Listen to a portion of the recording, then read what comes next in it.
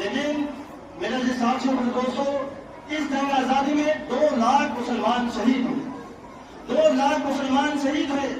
1750 سے لے کر کے 1857 تک یہ جتنی بھی جنگیں لڑی گئی ہیں وہ ساری کے ساری مسلمانوں نے لڑی۔ ان 100 سالوں میں انگریزوں سے جتنی بھی جنگیں لڑی ہیں وہ ساری کے ساری مسلمانوں نے لڑی۔ میرے جس ساتھیوں اور دوستوں، 1857 کی جنگ آزادی کے بعد انگریزوں نے قبضہ کر لیا، تو وہ انگریز جو وائس رائے برطانیہ میں بیٹھا ہوا وہ کہتا ہے ذرا بتاؤ ہمیں اپنی حکومت کو کیسے باقی رکھنا ہے۔ تو یہاں کا ڈاکٹر ولیم جو یہاں کا کمانڈر تھا وہ ایک رپورٹ تیار کرتا ہے، وہ کہتا ہے کہ ہندوستان میں مسلمان سب سے زیادہ بیکار ہے، جنگ آزادی اگر کوئی لڑ رہا ہے ہمارے خلاف کوئی لڑ رہا ہے تو وہ مسلمان ہے اور علماء کرام ہے۔ جب تک ہم ان مسلمانوں کو ختم نہ کر دے اس وقت تک ہم ہندوستان پر قبضہ نہیں کر سکتے، ہم اپنی حکومت کو باقی نہیں رکھ سکتے۔ اور دوسری بات یہ کہ یہ تو قرآن اور علماء کرام کا خاتمہ نہ کر دے، جب تک قرآن کا اور علماء کرام کا خاتمہ نہ کر دے ہم ہندوستان پر مکمل حکومت نہیں کر سکتے۔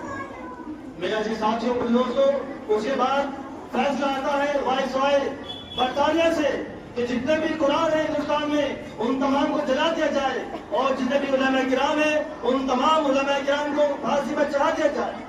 میرے جس ساتھوں یقین جانیے آپ، ان 3 سالوں میں 3 لاکھ قرآن کریم کے نسخے جلائے گئے اور بے شمار علماء کرام کی گردنوں کو لٹکایا گیا۔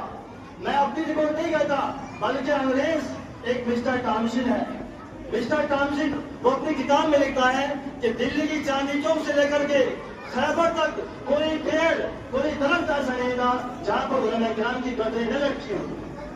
میرے ساتھیوں اور دوستوں، یہ آزادی جو ہمیں ملی ہے یہ یوں ہی نہیں مل گئی بلکہ اس کے پیچھے ہمارے علماء کرام کی اور مسلمانوں کی قربانی ہے۔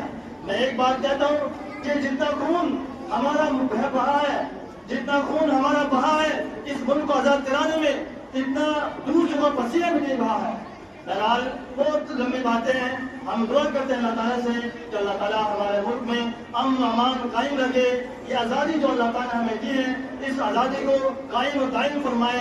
آخر میں یہی کہنا چاہوں گا کہ دعا کروں گا اللہ تعالیٰ اس ملک میں امن و امان شانتی نصیب فرمائے۔